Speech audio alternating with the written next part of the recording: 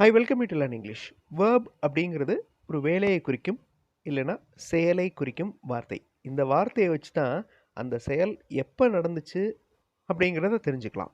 அதனுடைய present form, past form, past participle form, இந்த 3 ஃபார்ம்ஸையும் பார்த்தோன்னாலே அந்த செயல் அந்த வேலை எப்போ நடந்துச்சு அப்படிங்கிறது தெரிஞ்சுக்கலாம்.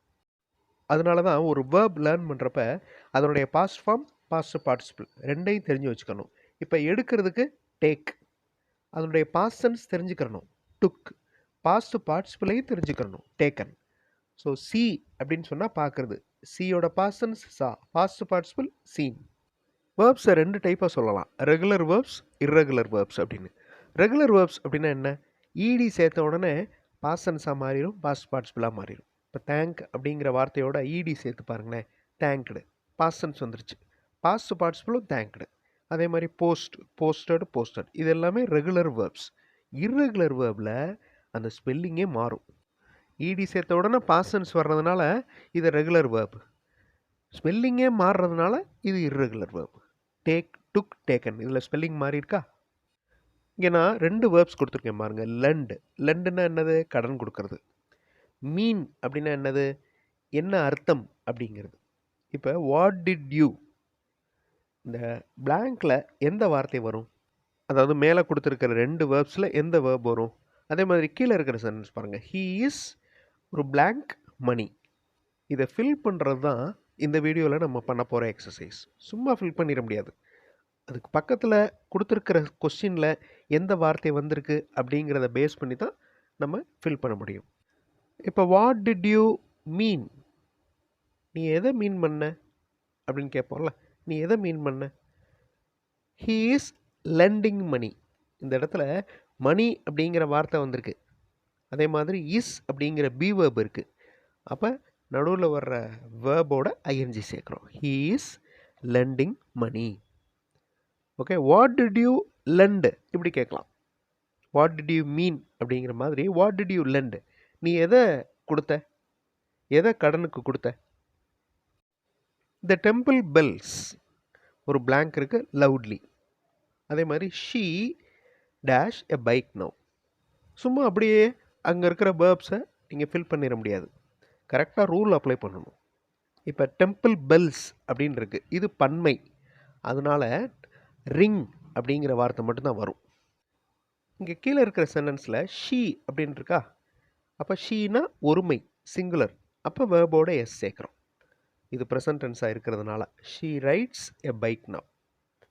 மேலே இருக்கிறது ப்ளூரல், கீழே இருக்கிற ஷீ சிங்குலர். இப்போ நீங்கள் வீடியோ பாஸ் பண்ணிவிட்டு இதை ஃபில் பண்ணுங்கள். Yesterday he dash a ball on the glass. We have dash new dress.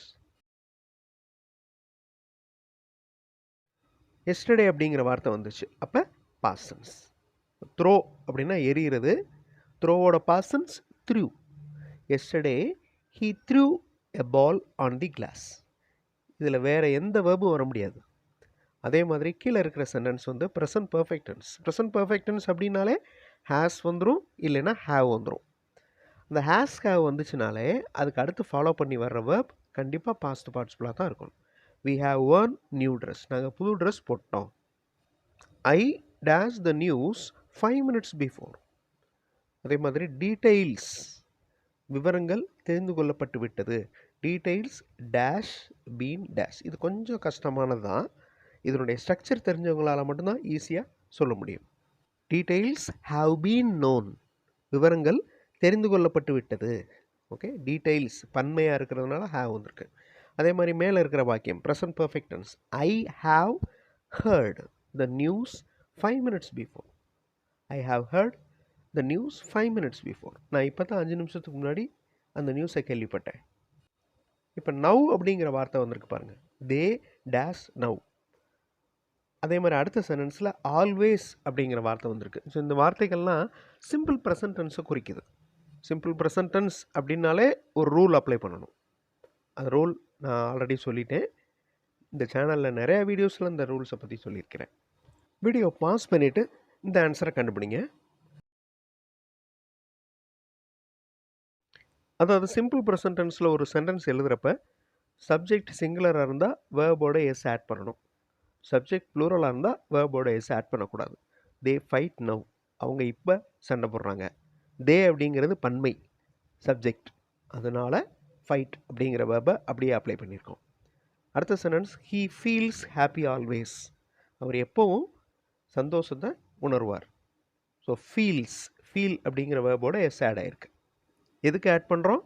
முன்னாடி இருக்கிற சப்ஜெக்ட் ஹீ அப்படிங்கிறது சிங்குலர், இந்த சென்டென்ஸ் சிம்பிள் ப்ரெசன்ட் டென்ஸில் இருக்குது. ஹீ ஹேஸ்ன்னு வந்துருச்சு. அப்போ ஹேஸ், ஹேவ், ஹேடு இந்த வார்த்தைகளுக்கு அடுத்து ஒரு வேர்ப் வந்தாலே அது பாஸ்ட் பார்ட்டிசிபிளாக தான் இருக்கணும். அதே மாதிரி வாட்டர் அப்படின்னு வந்திருக்கு. ஸோ லாஸ்ட் வீக் அப்படிங்கிற வார்த்தைகளை கவனிங்க. அப்போ எந்த tense? So he has forgiven, present perfect tense. He has forgiven his friend for his fault. அதே மாதிரி water froze at this temperature last week. ஃப்ரீஸோட பாஸ்ட் டென்ஸ் ஃப்ரோஸ். ஃபர்கிவோட பாஸ்ட் பார்ட்டிசிபிள் ஃபர்கிவன். இப்போ இங்கே ப்ளோ, ப்ளூ, ப்ளோன். ப்ளோ அப்படின்னா ஊதுறது. அடுத்து burn, பேர்ன்னா எரிக்கிறது. கீழே இருக்கிற சென்டென்சஸ் ரீட் பண்ணுங்கள். எந்த வார்த்தை வரும் அப்படிங்கிறத கமெண்ட்டில் ஆன்சர் பண்ணுங்கள். ஓகே, ஸோ அடுத்த வீடியோவில் இன்னொரு இன்ட்ரெஸ்டிங்கான டாப்பிக்கோட பார்க்கலாம். தேங்க்ஸ் ஃபார் வாட்சிங் and thanks for your valuable comments.